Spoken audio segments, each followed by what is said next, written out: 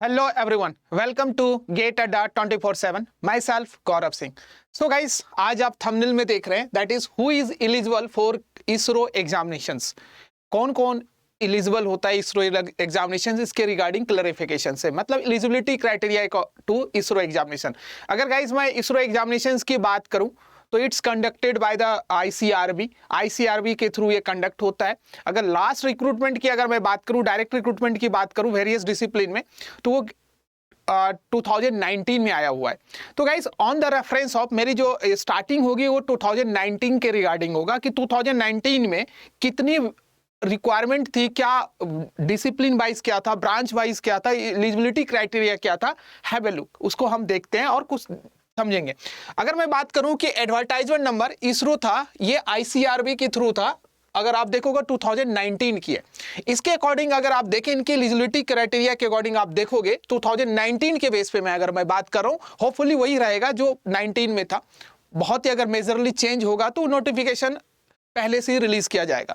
अगर हम बात करें तो गाइज ये डिसिप्लिन है कि कैंडिडेट के पास क्वालिफिकेशंस की कॉलम देख रहे हैं.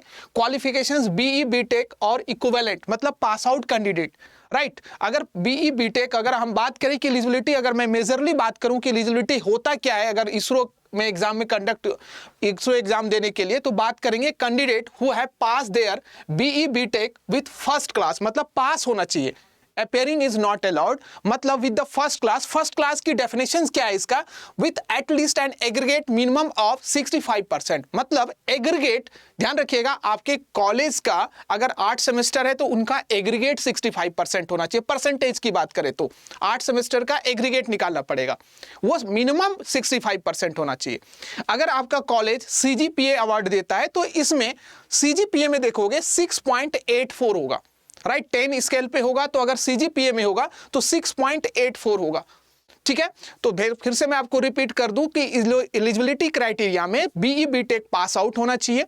एग्रीगेट मार्क्स जो होगा वो 65% मिनिमम होना चाहिए, राइट. अगर आपका सीजीपीए अवार्ड है तो 6.84 होना चाहिए 10 स्केल पे, जो आप यहां पर देखें. This one is the very important for the applying of ISRO recruitment scientist और इंजीनियर. तो ध्यान से देख लीजिए गाइस, ताकि बहुत सारे स्टूडेंट को कंफ्यूजन होता है सर क्या एलिजिबिलिटी क्राइटेरिया, परसेंटेज क्या होता है, इन सभी के बारे में मैंने डिटेल में डिस्कशन कर लिया.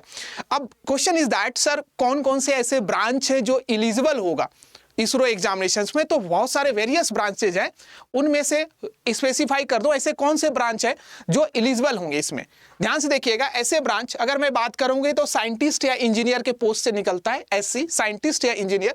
इलेक्ट्रॉनिक्स ब्रांच होगा, राइट. इसमें आपका बी बीटेक या equivalent electronics with A minimum of aggregate 65%. अगर सीजीपीए में बात करेंगे तो 6.84 10 स्केल पे होगा, राइट. तो इलेक्ट्रॉनिक्स इंजीनियर्स होंगे, मैकेनिकल इंजीनियर होगा, कंप्यूटर साइंस इंजीनियर होगा, सिविल इंजीनियर होगा, इलेक्ट्रिकल इंजीनियर होगा, and that is refrigeration and air conditioning. तो अगर मैं refrigeration and air conditioning, ISRO के अंदर एक डिपार्टमेंट है जो कि मैकेनिकल इंजीनियर उसमें एलिजिबल होता है, राइट. तो देखेंगे अगर रेफ्रिजरेशन एयर कंडीशनिंग देखोगे बीई और BTech equivalent in mechanical engineering, but ध्यान रखिएगा with air conditioning refrigeration as a elective subject, एक सब्जेक्ट आरएसी होना चाहिए उसके पूरी बीटेक के अंदर, राइट. तो ध्यान से देखिएगा. नाउ दैट इज आर्किटेक्चर, उसके लिए आर्किटेक्चर में डिग्री होनी चाहिए with a minimum of aggregate 65%, और सीजीपीए में अगर हम बात करें तो 6.84. तो राइट गाइस, इन सभी अगर आप वीडियो को देख रहे होंगे तो आपको ये पता चल रहा होगा कि मार्क्स की क्राइटेरिया क्या था. एग्रीगेट 65% चाहिए, एग्रीगेट की मैं बात कर रहा हूं. अगर पॉइंटर में 10 पॉइंटर स्केल है तो 6.84 चाहिए, और बीई या बीटेक पास होना चाहिए, चाहे आप मैकेनिकल के हैं, सिविल के हैं, इलेक्ट्रिकल के हैं, इलेक्ट्रॉनिक्स के हैं. आरएससी के डिपार्टमेंट में मैकेनिकल ही एलिजिबल होता है, आर्किटेक्चर के हैं. तो इन सभी डिपार्टमेंट्स के कैंडिडेट की एलिजिबिलिटी क्राइटेरिया सेम रखा गया. आई होप आप चीजों को ढंग से समझ रहे होंगे.